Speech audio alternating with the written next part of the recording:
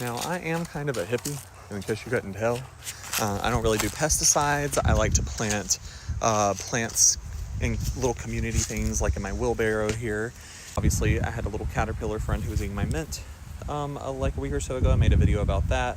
But sometimes what I'll do is I'll plant like a sagebrush next to my flowers. That way, plants or beetles or bugs that like sage or like those types of plants, or like tomatoes and things like that, if they try to eat them, they don't like the smell of like sagebrush or mint or things like that, so they'll stay away.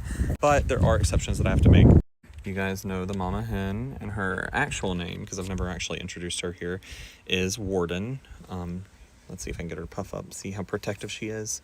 So she's a very good mom, and her babies are going to be hatching this weekend. This is her first time ever getting to be a mom, and I don't want anything to mess up for her. I do not want anything to happen to her babies. I want her to have the best success.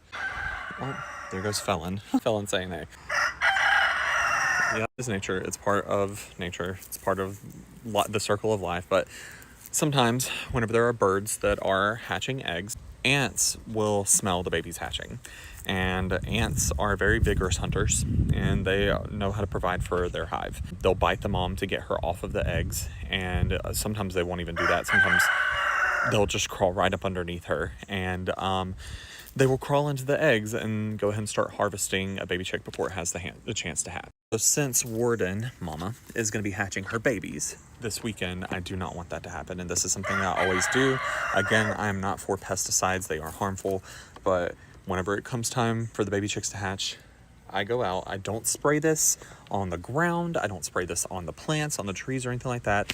It's just going to go on the enclosure itself. I'm going to get underneath here and spray.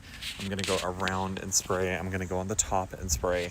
And I'm just going to make sure there is a nice protective barrier around the enclosure itself, so that way Warden doesn't have to worry about ants coming in and trying to eat her baby.